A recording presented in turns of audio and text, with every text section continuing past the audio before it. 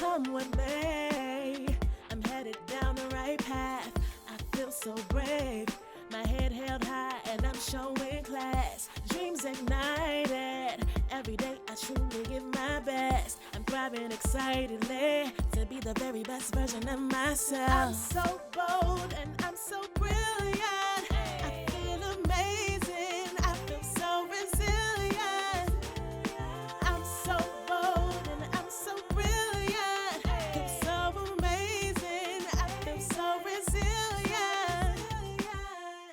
Get to know Rance Nix. He's an amazing actor, host, comedian, and the star of OWN's hit show, Kings of Napa. Today, he and I discuss his experience playing the role of Dana King, his life living in NYC, and what's next for his thriving career in entertainment. Rance Nix, welcome to the Chundria show. How are you today?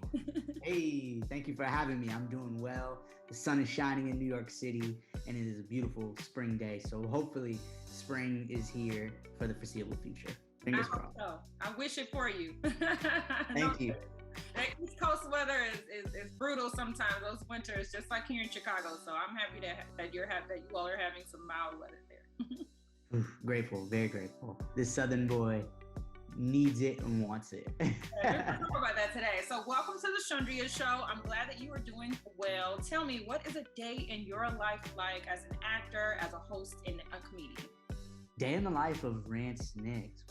Well, you know, I kind of joke with people when I'm not on set and when I'm not working, I am my own assistant. I am my own boss and my own publicist, my own social media person, and just maintaining the day to day. So I'm an early riser. I like to get up early, have my quiet time, my devotion, and start my day off right, and then get a workout in, try and read a little bit, and just organize the day and organize the things that I have planned, including working on my own projects as well, as I'm in between gigs and so on and so forth. And so basically the days are pretty much the same, just kind of that routine of getting up early, handling my go-tos, and then seeing kind of what happens. Because also, while my days can be consistent when I'm not working, they can also be kind of inconsistent. Anything can pop up, from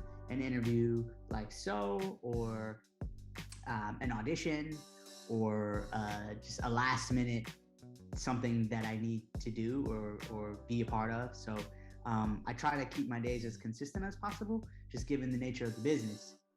It can be very inconsistent as well. I can relate. I can understand that. You're a busy person, especially being so multifaceted, you know, and as you continually evolve as an entertainer, which of those titles did you start your career with? So I started as a host. That's interesting. You're the first person to ask this specifically. I started off hosting a lot of events at the University of Georgia, where I went to college, and that's where I caught the bug. I was doing it for fun at first. People just asked me to help host their philanthropy events, and then after a while, I started to enjoy it, and people also were telling me that they enjoyed me hosting as well, and I just continued to become the go-to host on campus for all the events and things of that nature. And by senior year, second semester, I was getting paid essentially through gift cards to restaurants. I joke, restaurants you only go to with your parents, and so on and so forth. I was basically getting paid. And so that's when I really thought, and okay, this is what I want to do. Also, I took an acting class junior year that I really enjoyed. I also did a handful of hype videos for the football team that went viral on campus. So hosting and a mix of other things just all culminated into me desiring to pursue acting in the entertainment industry full time after I graduated from college. I studied advertising, but again, by senior year, it was very clear in my mind that advertising is not what I wanted to do, and that I wanted to pursue acting after I graduated. And so my parents graciously supported that decision, and 7 years later, here I am in the thick of things. It's been a pretty trying to think of thorough journey, and the journey continues. And I'm grateful for the position that I am in at this very moment. That you put in the hours and the time and the training and, just hitting the streets and hitting the pavement to, become the best entertainer and the best version of yourself. So I'm so excited about all of your experience thus far, which has led you to where we are today, where fans worldwide have recently finished watching the first season of OWN's hit show, Kings of Napa, which I'm a fan of. We watched you shine as Dana King, the oldest and most responsible child of the beloved King family. What's the secret to building such amazing chemistry on screen with your fellow castmates? Well, I honestly, I'm so grateful because the chemistry came from us being friends. We're all friends, we're all close, we all respect each other, we all love each other.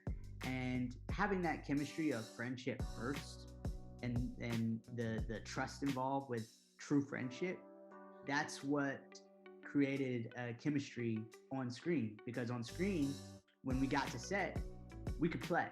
And I could go, hey, actor, I'm thinking this, or my character wants to make this choice. I might get a little more intense in your face, or I might do this, or I might do that.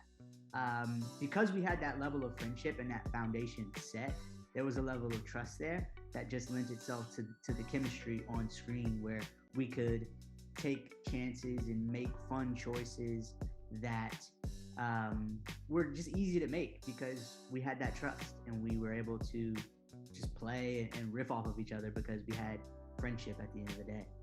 It definitely shines through. I feel that. I can feel that through the screen as I watch. What will you take away from this experience? The bar has been set very, very high. This was a God dream of an experience in every way. This was my first experience. This was an experience with all black department heads. So the head of hair and makeup was black. I had my own barber every day. He was a black guy. My hair was perfect every day. That doesn't always happen. Well, I don't want to say never happens, but from what I've been told, it's not the normal. The wardrobe was custom. All my suits, all my clothes, even my casual wear was custom. We get some shirts that were in the boys section that I wear regularly. I make sure that they fit. And they go, no, the length isn't right. We're gonna hem these boy shirts to make sure that they fit perfectly. So the project, the creator and showrunner of the show, Janine Sherman Barfois, she wrote the character Dana King for me as a little person. I was able to tell a little person's story and show the world one experience of a little person on screen with gravitas and with poise and dignity. And so I just had to say all of that. And then as far as just the experience goes, my biggest takeaway was I learned so much. I think the biggest lesson that, as an actor, when you come to work and when you book a project, you want to bring your best performance every single take. But with TV and film, while of course you want to be excellent, and while of course you want to be prepared and give your best every single take, you also have to remember that you're a piece of the puzzle. And especially with this project, I was a piece of an ensemble, the ensemble puzzle with my family, but then also I'm a piece of the puzzle where there's also hair and makeup, there's wardrobe, there's sound, there's lighting, there's the director's vision. The director can cut it any kind of way that they want. There's the producer's vision. Then there's Warner Brothers' vision. Then there's OWN's vision. And then there's Oprah's vision. And all of these visions and pieces of the puzzle make the show. And so it's not just about nailing the take and being perfect. Really, it's about hitting your marks. Because you can do the perfect take, but if you don't hit your mark and you're not in front of the camera lens, it doesn't matter. And It's about just giving the editor flavor and just different things to work with, so they can edit you and make you shine when you're on screen with everybody else and with all the other pieces to the puzzle.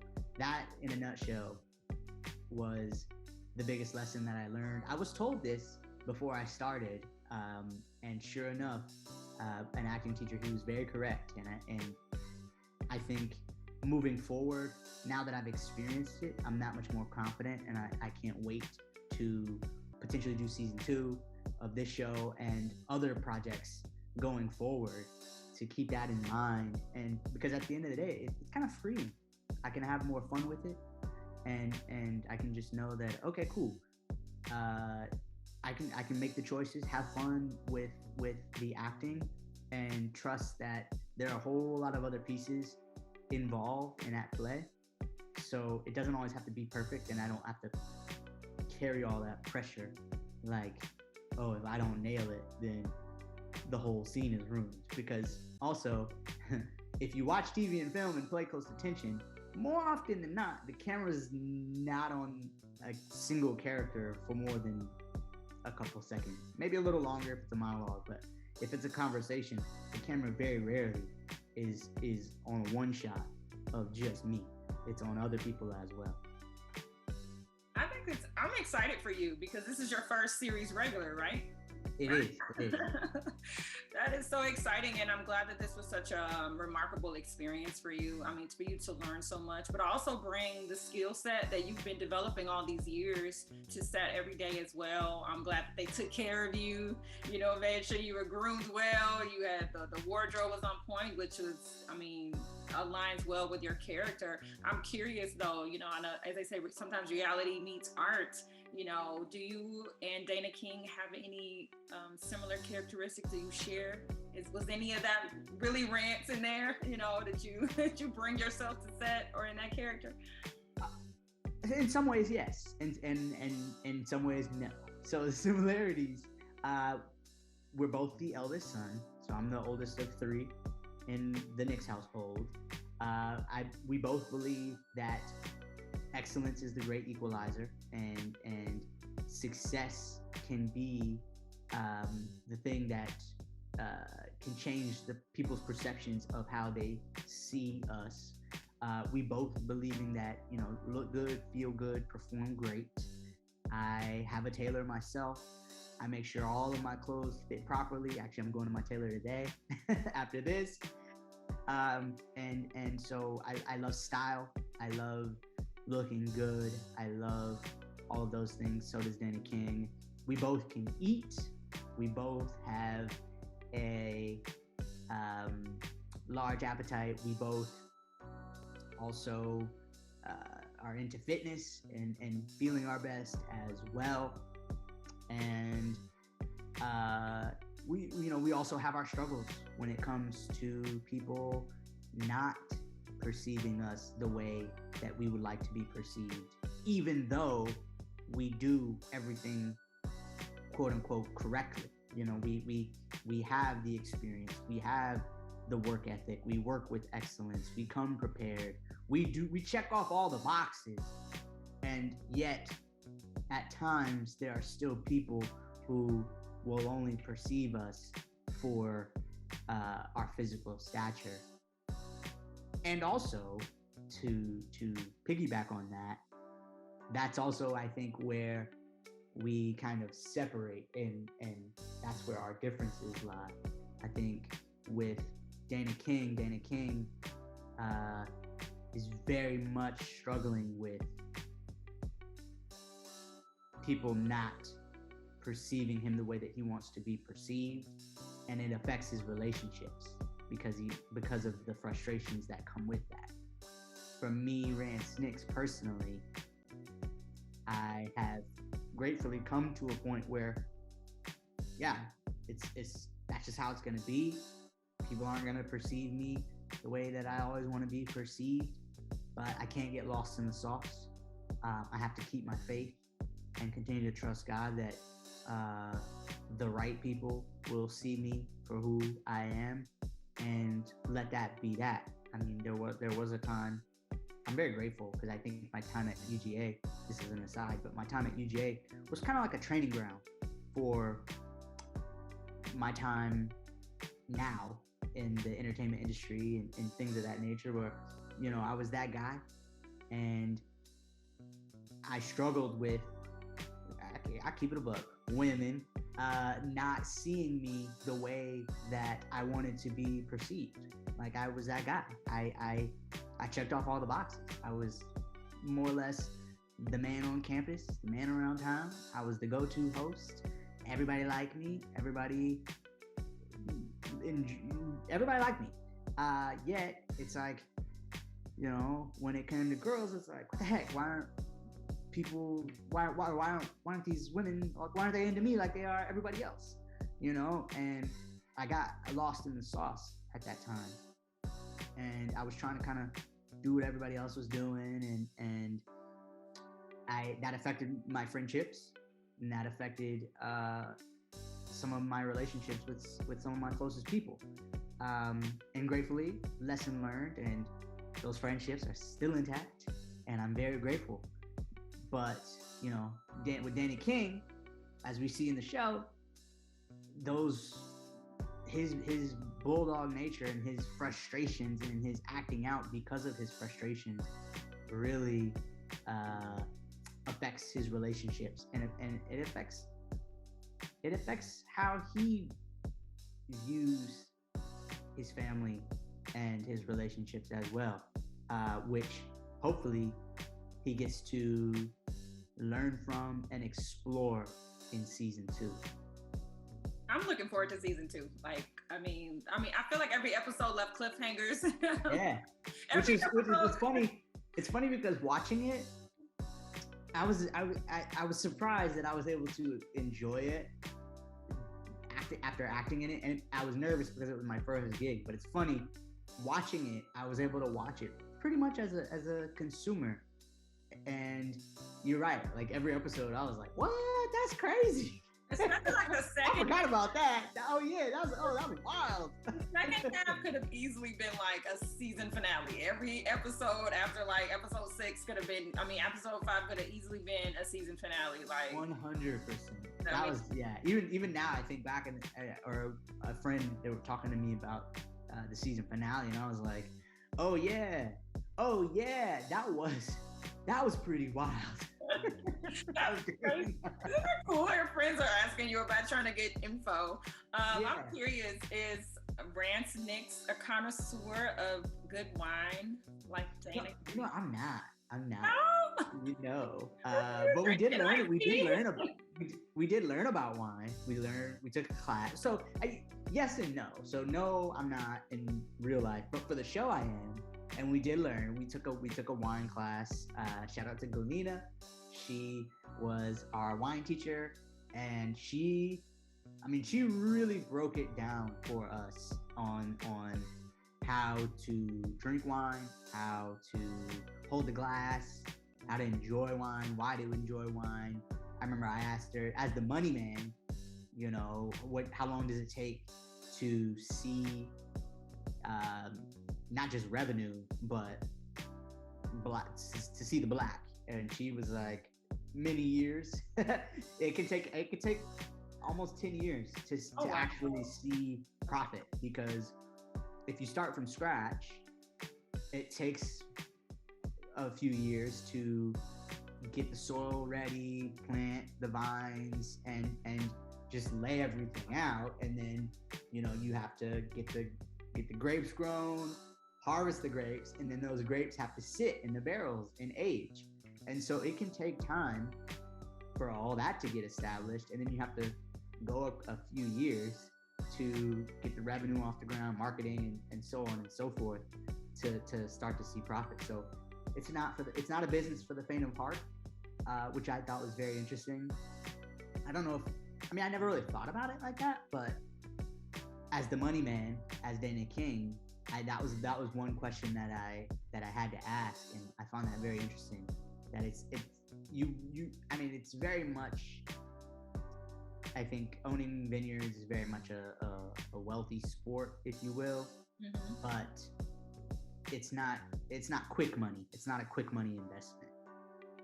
It's something that takes time, and it almost feels like you do it after you make your money doing something else. Like you don't get into the wine business to like make a ton of money right away. I think it's neat that you were inquisitive about it, you know, not only as like the money man, but like you're a natural like hustler, you're a natural go-getter. So I mean, I could see you in 15 or 20 years, you know. Like, who knows? Maybe. And you know, it was interesting too. It was we. I mean, I think I always wanted to make sure that I left nothing for the audience to question as coming when it pertains to my performance. And you know, in that same vein, the showrunner, she made sure that we knew about our wine and that we're not gonna be some folk on TV.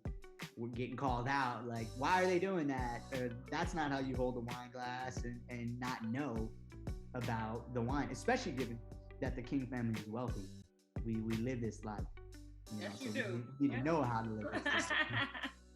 Now, as an Atlanta native, you made the major move to New York City in 2015. What are some of the things that you love most about living in that big, beautiful city? Of Atlanta or New York? In New York. I mean, it's a lot. Food, culture. I think at this point, being a hustler, New York City is the city for the hustler, and I think the proximity. Because at this point, Atlanta is huge when it comes to TV and film, and when people find out that I'm from Atlanta, they immediately go, "Why are you here? What are you doing here?" And I moved as Atlanta was taking off, so I mean I left before it had gotten to what it is now, but I enjoy the proximity. I enjoy the fact that I can go to my local coffee shop and run into an actor. I can walk down the street and pass a director. I was in a park the other week, and a director passed me as I'm sitting on the phone, and I said, "Hold on, I gotta dap this guy up," you know, and or you just never know, and it's just so much access to the best of everything in every industry. So, I mean, food, fashion, finance, art, and TV and film. It's all here, and not only is it all here, it's all close and in your face. And the people who are the gatekeepers, or who have made it, or who I would look up to, or the power players, whomever, they're all accessible. They're all around, and they all most of them take the subway still. Most of them still walk down the street and do all the things that I do. And so that I love, and you don't get anywhere else. If you're in LA, you know, you drive everywhere. So yeah, you're gonna see people around, but you're just kind of in your car, and it's a little more brief. Versus here, there people all around you. You never know who you're gonna pass. You never know who you're gonna run into. And also, there's just so many more opportunities to collaborate. And I love that I'm able to collaborate with the best of the best, and have friends that are very talented. I think I joke with some of my friends. I say, I think we take it for granted how talented all of our friends are, and also the fact that we have access to the best of the best when it comes to really anything. I mean, we'll go, "Oh yeah, my friend works at Facebook," you know, and to us, it's just, it is what it is. But anywhere else, even if I go back home, yeah, my friend that works at Facebook, they're like, "What? You're Facebook? You have a friend that works at Facebook?" And I'm like, "Oh, yeah, I can see how that's not normal." Just say it so casually, and I'm like, it's just that, but that's just the nature of the beast. Right. And so I say that's an example, but that's what I think I enjoy the most. And again, I think it's a privilege, and I'm very grateful to be able to be in it, and I don't take it for granted that I have this proximity. And I think too, career aside, just life.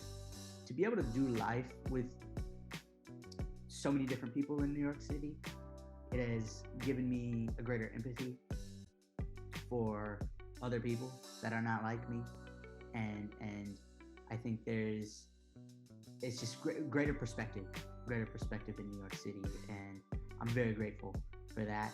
I think over the past 7 years since I've been here, I've grown so much, and it's pretty cool to be able to be around so many different people and to learn from so many different people, and just to have that perspective in a time where nuance and perspective are very much lacking when it comes to just conversations about the issues that we face in America. Absolutely. I'm trying to keep that tight because we could have gone on a whole nother thing. You but yeah. You are being an inspiration, and you are living the dreams. You have manifested what you wanted for so long, and I'm happy to see things are unfolding. I feel like you're right where you're supposed to be. You know, you're right in the city where you're supposed to be. You're meeting the people you're supposed to meet. I mean, that doesn't happen every day in a park walking past a director. That doesn't happen to 98% of the population. So I feel like you're right where you're supposed to be. And as we close out today, I've enjoyed chatting with you. I have a couple of lightning questions for you. First question, if you won the lotto today, what would you buy?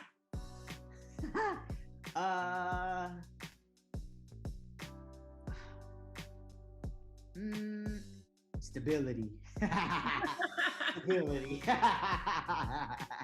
Stability. A lot of things was stability. Right. I got it. That's fair. And second question, who is the funniest person you know? Who makes you laugh? Most recently, my friend Josh Dykes. He's really, really funny. He's a friend of a friend through my boy Nick. And just recently we were hanging out at my friend Nick's 30th birthday. And Josh, he's just so genuine and so kind and really funny. Like everything he says, he's really funny. You're laughing just thinking about it, so I know he's funny. He's such a great guy, and he brings a lot of joy into all the rooms that he's in, and anytime I'm around him, I'm like, man, like I wish we could hang out more because he's a really great guy. Awesome. Last question: if you could only eat one food for the rest of your life, what would it be? Right when you said one food, I said hot wings. I love hot wings. Anybody that knows me, I love hot wings. Okay. That's always been my go-to answer. Hot wings, hot wings, hot wings. Are we dipping in ranch? What are we doing with them? Ranch all day. Nope, I don't like blue cheese. Rance and his ranch. Love it. Yes. For Rance Nix, it has been a pleasure chatting with you today. I want to thank you for being my special guest right here on the show.